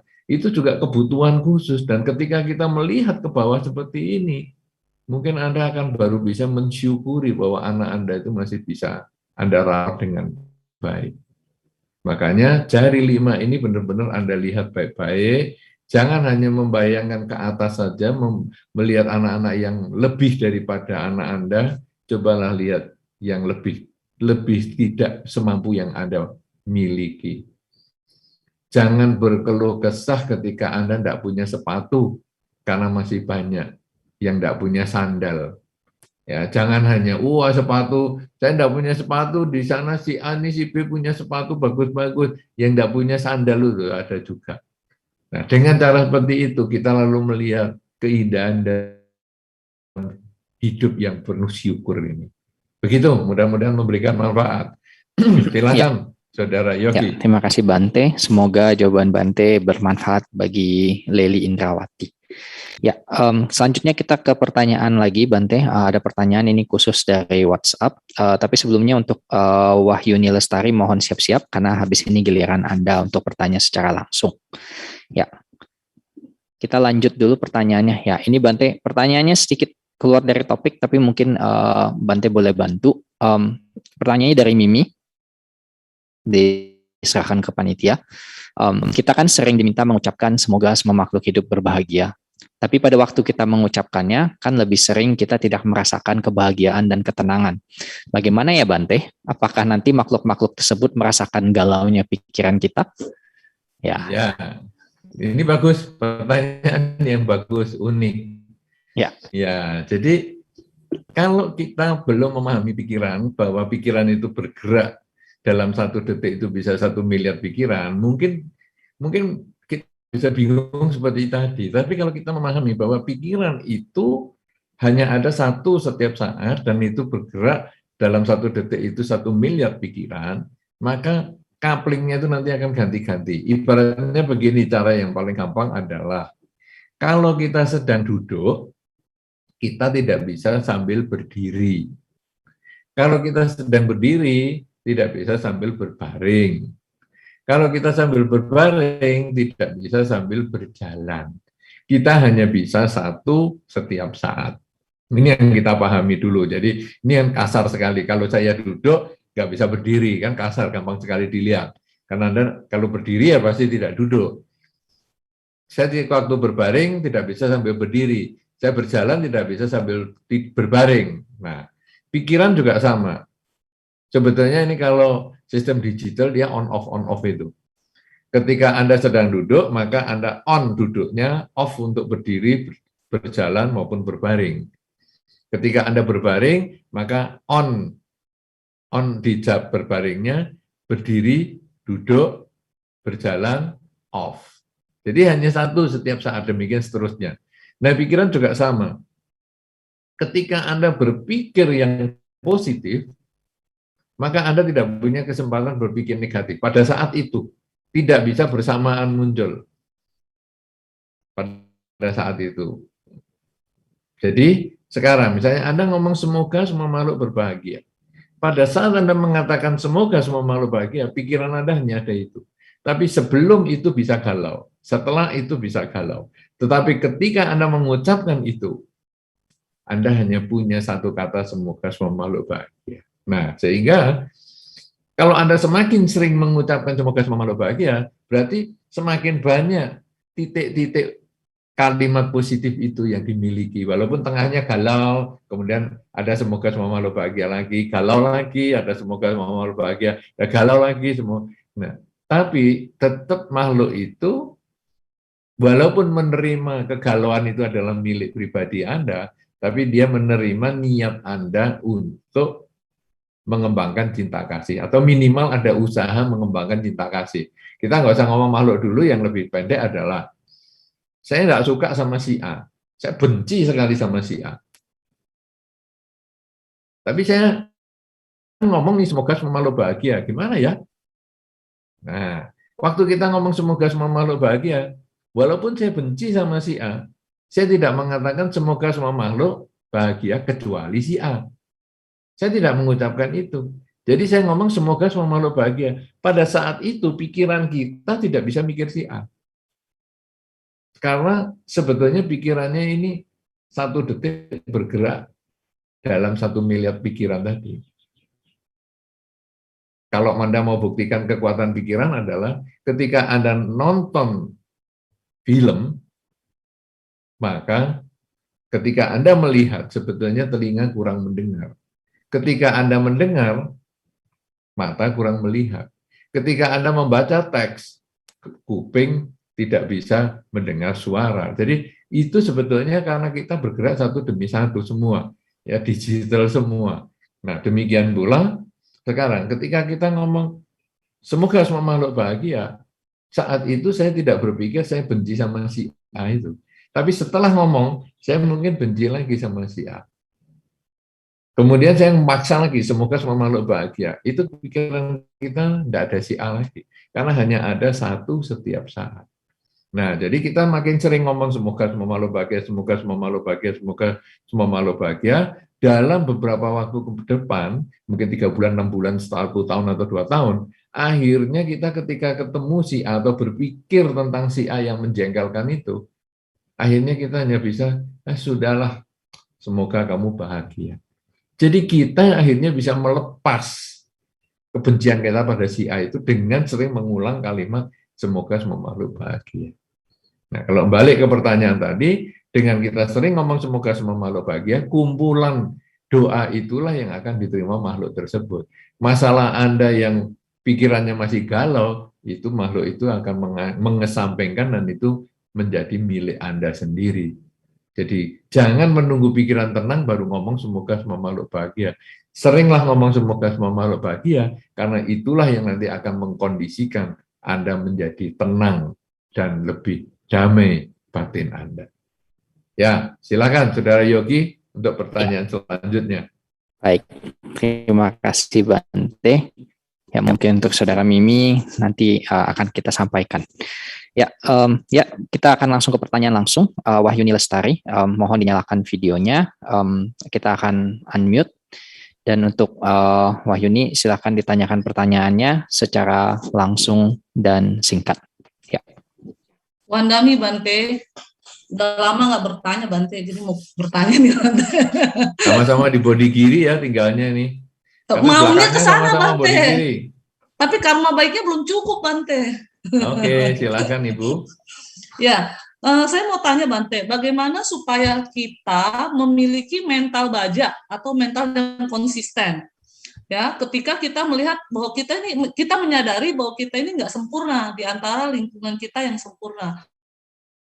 Ya, mental itu kadang-kadang up and down, up. Nah, itu bagaimana supaya bisa konsisten itu? Makasih Bante. Ya, mungkin saya harus perbaiki dulu ya pertanyaan Ibu ya, bahwa kita tidak sempurna di lingkungan yang sempurna. Tidak ada ya yang sempurna itu. Tadi saya sudah sampaikan, si A, si B, si C. Si A yang rumah tangganya bahagia, iri dengan si B yang kaya raya. Si B yang kaya raya, iri dengan si C yang sehat. Si C yang sehat, iri dengan si A yang rumah tangganya bahagia. Jadi ini berputar terus. Kalau kita punya kekurangan, orang lain juga punya kekurangan.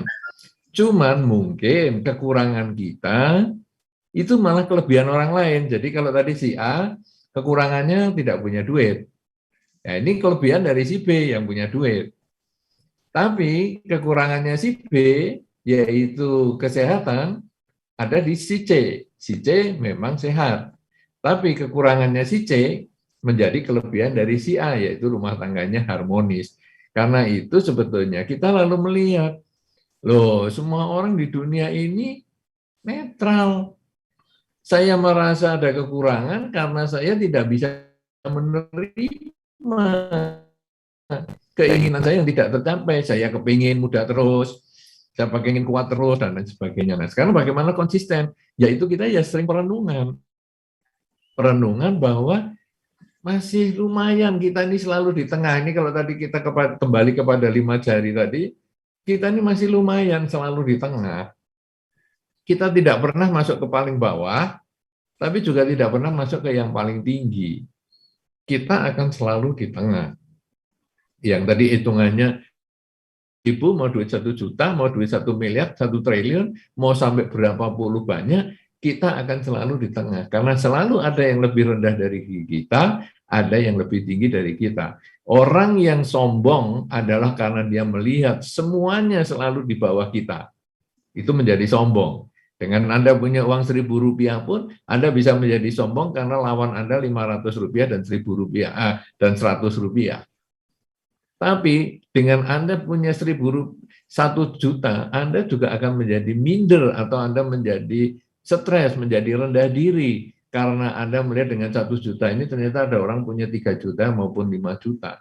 Dan ketika Anda punya 1 triliun pun, Anda menjadi tetap menjadi rendah diri. Karena 1 triliun ternyata ada yang 2 triliun dan ada yang 5 triliun.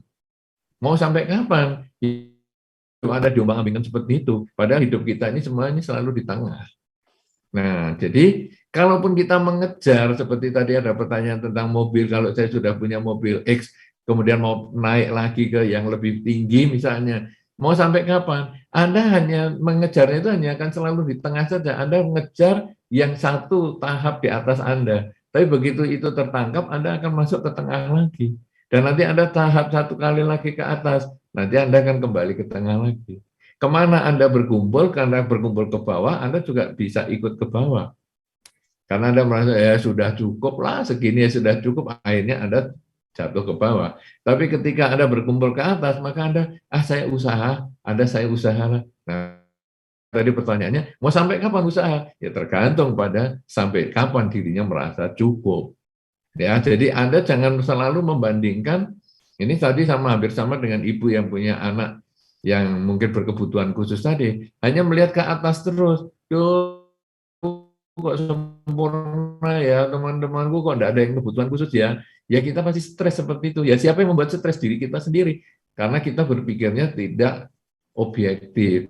Objektifnya kita selalu di tengah. Dan bagaimana bisa konsisten? Ya kita sering-sering perenungan. Di dalam Dharma itu bukan kemampuan sekali langsung bisa, tapi ini butuh keterampilan untuk kita latih terus-menerus, dan terus-menerus. Kesadaran setiap saat itu adalah butuh latihan. Begitu ya, Ibu? Iya, makasih Bante. Sama-sama. Semoga Bante sehat selalu, Bante. Terima kasih, semoga Ibu juga sehat selalu. Ya, makasih Bante udah pernah doain saya waktu saya sakit, Bante. Oh ya, dan saya doain supaya tidak sakit lagi ya. Iya, bagus Ya. Bante, sadu, sadu, sadu. Iya, baik. Ya, Silakan, terima kasih. Saudara Yogi. Ya, Bante. Ya, Bante, sebelum saya lanjut, time check, ini masih ada sekitar 4 pertanyaan yang saya simpan, yang akan ditanyakan. Mungkin kita berikan waktu untuk total 6 pertanyaan lagi. Habis dari 4 ini mungkin 2 lagi. Jadi mungkin untuk teman-teman yang masih ada bertanya, bisa silakan bertanya. Kita tambahkan 2 lagi. Bante, waktunya masih bisa kan, Bante? Ditambah Bisa. pertanyaan. Boleh ya? Ya, jadi ini masih ada 4 pertanyaan, mungkin masih ada ruang untuk 2 pertanyaan bagi teman-teman yang di Zoom atau dimanapun yang ingin bertanya. Silakan pertanyaannya boleh raise hand atau boleh juga nanti diberikan secara langsung. Ya, kita langsung ke pertanyaan yang selanjutnya yang diberikan ke panitia. Tolong Mbak Defendi. Ya, Bante, ini berkaitan lagi dengan meditasi. Ya, pertanyaannya dari Vivi di Sidoarjo. Namo Buddhaya Bante, saya izin bertanya.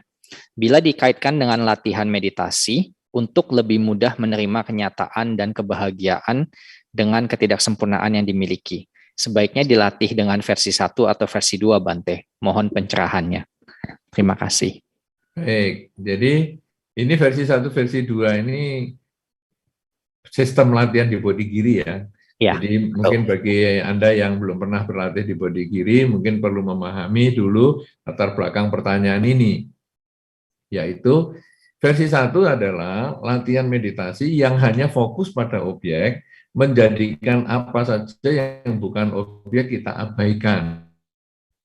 Jadi ketika Anda memperhatikan misalnya objek pernafasan, Anda merasakan masuk dan keluarnya nafas, maka apa saja yang bukan nafas Anda abaikan. Misalnya Anda mikirkan keluarga, mikirkan masa lalu, mikirkan masa depan, mikirkan studi, mikirkan pekerjaan, dan lain sebagainya, abaikan. Karena tugas Anda selama duduk sekarang meditasi adalah hanya memperhatikan proses masuk dan keluarnya nafas. Itu versi 1.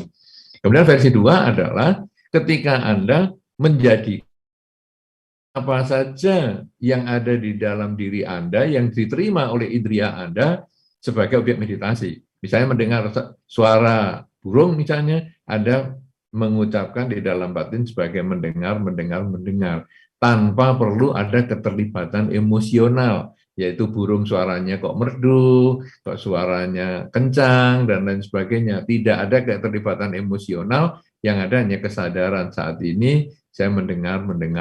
Atau ketika ada emosi yang sedang jengkel misalnya, kemudian kita menyadari melihat perasaan itu hanya sebagai satu objek saja, tidak perlu ada keterlibatan emosi sampai kita, aduh kok saya sampai merasa begini ya, bagaimana? Nah, jadi sekarang tentang ketidakpuasan tadi atau ketidaksempurnaan ini bagaimana supaya kita bisa mengendalikan. Sebetulnya adalah dengan versi 2, yaitu kita menyadari perasaan-perasaan yang tidak suka itu sebagai bentuk perasaan saja.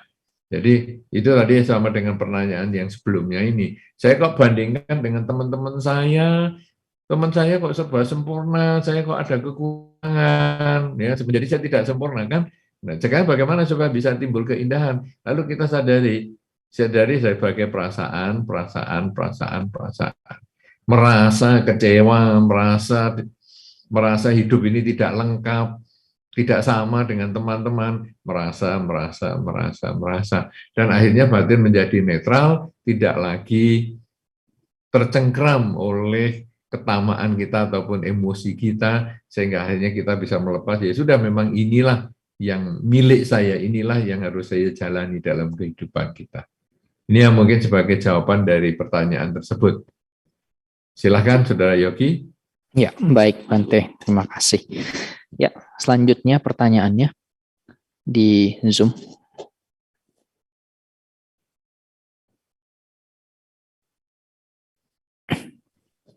Ya, Bante. Ini ada pertanyaan cukup panjang. Pertanyaannya seperti ini, Bante. Bante, kalau dalam kehidupan berumah tangga, kita mengetahui pasangan berselingkuh atau pasangan mengakui dengan banyak alasan, dan kita sebagai istri tidak bisa terima salah satu alasan yang diberikan adalah karena perempuannya janda dan menghidupi 2 orang anak dan satunya cacat dan hanya membantu meringankan kehidupan mereka. Alasannya masuk tapi tidak, kenapa harus disimpan katanya gitu. Sebagai istri terpaksa menerima dan kecewa, berkata karma saya harus menerima tapi ini semua kehidupan akan datang tidak bertemu dengan dirimu lagi. Untuk menenangkan batin sebagai istri harus bagaimana, Bante? Jadi kata-kata Anda itu sudah menenangkan batin.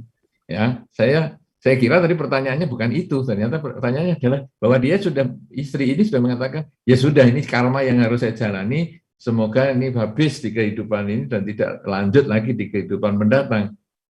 Itu sebetulnya sudah usaha menenangkan batin. Karena di dalam Dharma itu kita punya kebiasaan mengatakan, ya memang dia begitu. Dia sudah punya simpanan, dia punya pahlawan, ini dia kepengen menjadi pahlawan. Ini kan sebetulnya istilahnya apa ya, jadi dia kepengen menjadi pahlawan berkuda yang menyelamatkan putri dari kastilnya itu loh.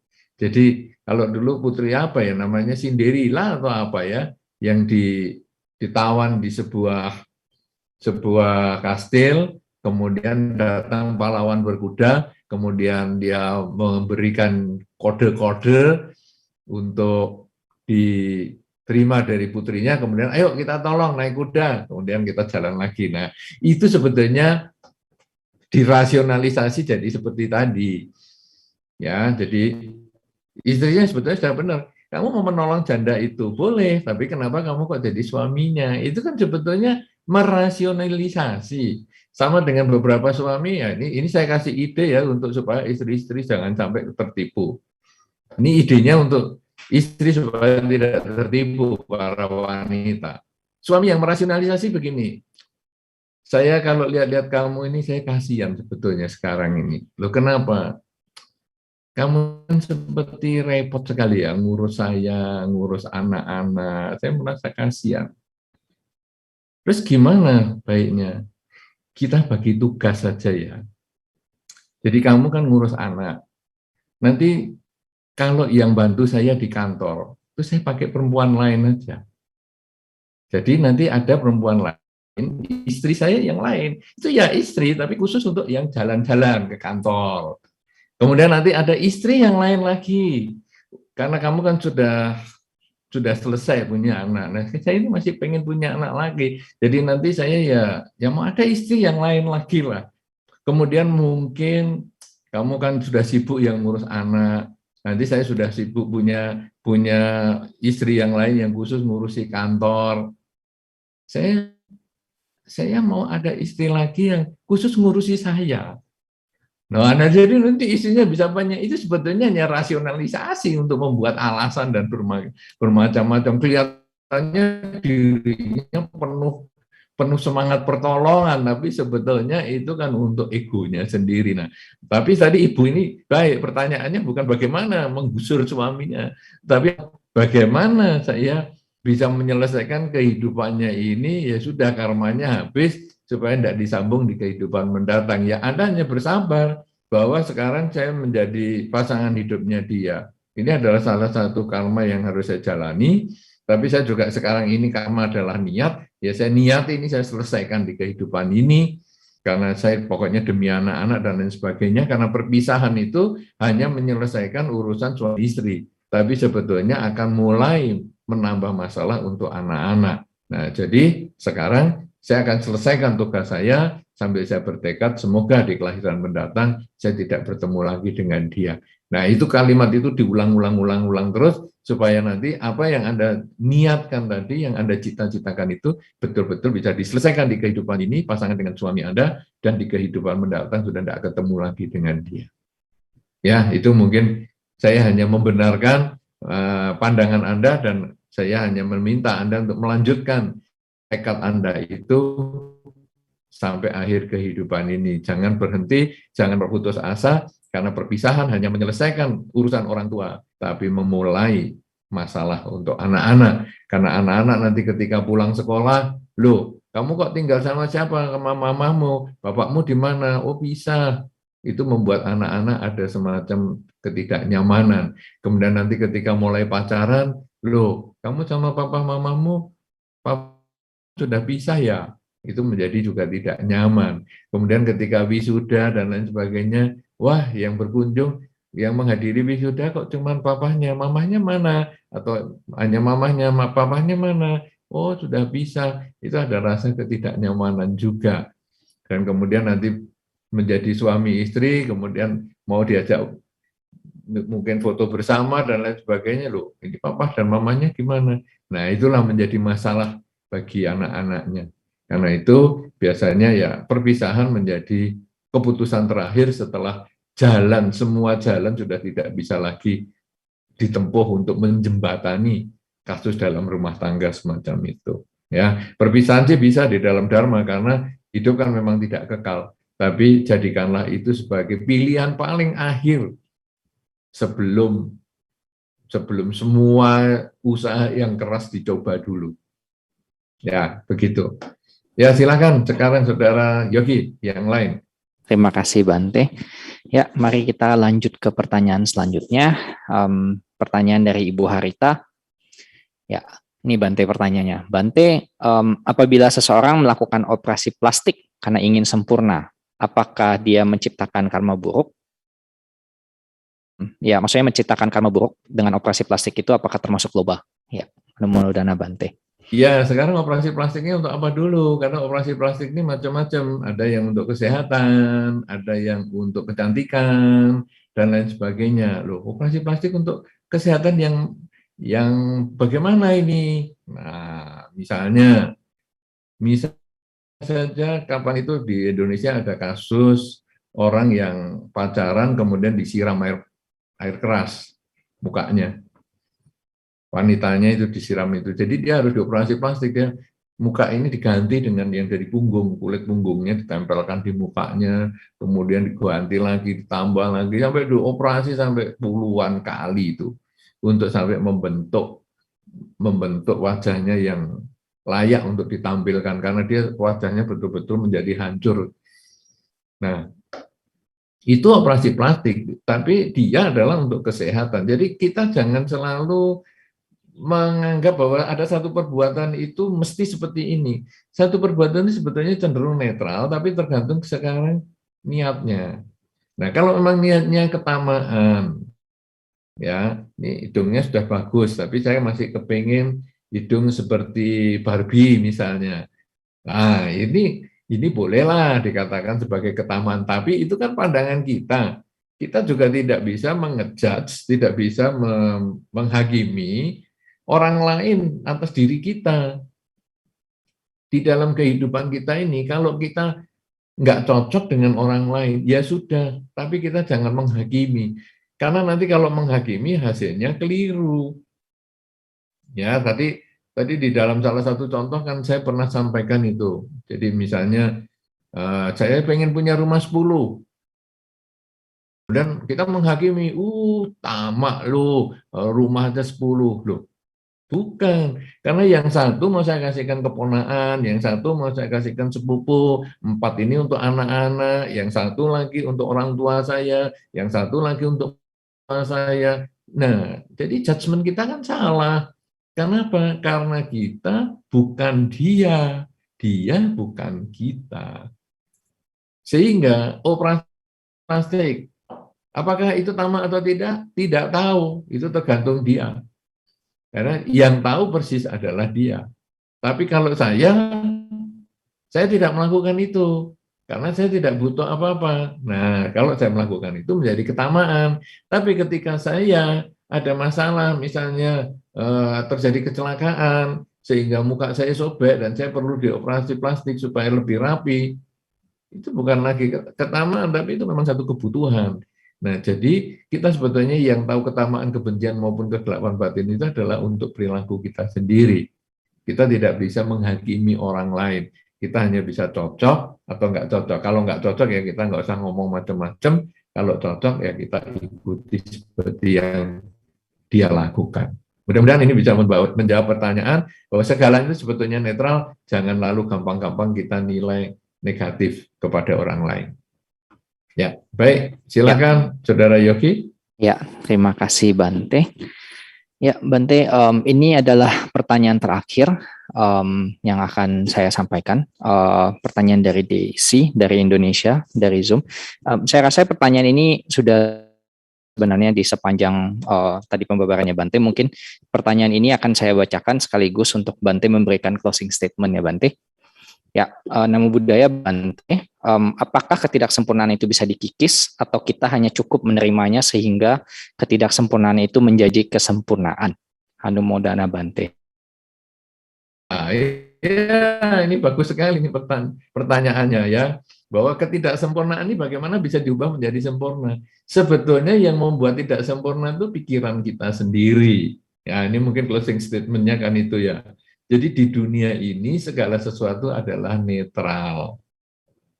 Tadi kita sudah jelaskan pandemi juga netral, rambut putih juga netral, menua juga netral, sakit juga netral, kaya juga netral, tidak kaya juga netral, pandai juga netral, tidak pandai juga netral. Semuanya itu sebetulnya adalah netral. Tetapi kita kemudian memberikan ukuran, ya. Ada yang cantik dan ganteng. Bagi orang lain itu sudah cantik dan ganteng, tapi orang itu mengatakan, belum aku kalau lihat-lihat muka aku ini masih nggak simetris. Loh, orang lain sudah ngomong cantik, belum, ini mata bagian ini masih kurang di sini, aku mau operasi di situ. Nah, jadi itu sebetulnya adalah mulai dia menganggap ada ketidaksempurnaan. Padahal kita kemudian bisa mengubah pikiran kita. Kalau semua bentuk mukanya dibikin simetris, nanti dikira cetakan. Justru sekarang ini dibikin ada naik sedikit, turun sedikit, matanya besar sedikit, kecil sedikit. Itu jadi alamiah. Ini indahnya ketidaksempurnaan. Nah, jadi kita tidak menganggap yang tidak sempurna jadi tidak, tapi kita kemudian menetralisir pikiran kita, menerima kenyataan sebagaimana adanya. Kalau tadi juga yang punya kebutuhan khusus misalnya, kita tidak kemudian menganggap anak itu normal, tidak. Dia tetap punya kebutuhan khusus, tapi saya lebih bisa menerima dia sebagaimana adanya, yaitu dengan yang memang dia seperti itu. Nah, jadi kita tidak mengubah kondisi kenyataan. Karena kalau nanti Anda menganggap, wah ini yang tidak sempurna lalu jadi sempurna. Wah ini nanti jadi kacau. Dia tetap ada seperti itu. Apakah itu berubah? Apakah itu menjadi tua? Apakah itu dia sakit? Apakah dia tangannya cuma satu? Apakah kakinya cuma satu? Dan lain sebagainya. Dia tetap seperti itu. Cuman kita sudut pandangnya itu menjadi lebih netral dan bisa menerima itu. Oh ya memang kakinya satu. Tidak apa-apa. Justru dengan kaki satu saya mau buktikan bahwa saya bisa punya kemampuan yang lebih hebat daripada orang yang punya kakinya dua. Nah, ini pola pikir bukan sempurna, tetapi ini adalah pola pikir kita melihat ada keindahan di dalam ketidaksempurnaan. Tema kita kan keindahan, indahnya ketidaksempurnaan, bukan mengubah tidak sempurna menjadi sempurna. Tidak bisa itu. Tapi yang bisa adalah melihat ketidaksempurnaan itu sebagai ada keindahannya atau ada hikmahnya di dalam setiap kesulitan itu. Ya. Nah, kalau tadi ya yang si Nick itu kan yang tadi yang tidak punya tangan, tidak punya kaki itu, dia ya tetap tidak punya tangan dan tidak punya kaki, tetapi orang lalu melihat dia ada keindahannya karena apa? Karena dia punya semangat bahwa yang tidak punya tangan, tidak punya kaki pun tetap punya semangat sebagai motivator. Kemudian ada satu orang laki-laki kalau nggak salah itu di Tiongkok yang mengalami sakit dan kelumpuhan di tangan. Kemudian dia menggunakan kaki untuk kehidupan sehari-hari, baik untuk makan, menggunakan sumpit pakai kaki tidak segampang itu loh. Ya, karena sumpit kan digunakan dengan tangan yang harusnya jarinya panjang, tapi ini kaki kan jarinya pendek-pendek, ya digunakan itu. Dan yang lebih luar biasa, dia menggunakan kakinya untuk main piano. Ya, 10 jari ini kita pakai tangan saja bisa meleset-meleset, dia pakai kaki bisa main piano dengan luar biasa. Nah, itu sebetulnya adalah dia tidak sempurna, dia tahu, ataupun dia melihat ada hal yang berbeda daripada orang lain, tapi dia tunjukkan ada keindahannya, bahwa saya tidak menjadi orang yang berbeda dengan kamu, saya punya hal yang justru saya saja bisa, apalagi kamu. Nah, dengan cara begini, kita memahami apa saja yang kita hadapi, perubahan-perubahan apa saja yang kita hadapi, ketidaksamaan yang kita hadapi, dan kita melihat itu ada hikmahnya. Kita bersyukur dengan apa yang kita miliki, dan tidak menyesali dengan apa yang belum kita miliki. Belum kita miliki, berarti mungkin di masa depan ada kemungkinan kita akan miliki. Terimalah apa yang kita sudah miliki, apa saja, jangan menyesali apa saja yang belum kita miliki, karena mungkin dengan perjuangan kita yang keras pada hari ini, mulai hari ini, pada satu ketika yang belum kita miliki itu mungkin menjadi milik kita juga. Demikian, saya kembalikan kepada Saudara Yogi, mudah-mudahan memberikan manfaat untuk melihat hanya ketidaksempurnaan, the beauty of imperfection. Terima kasih.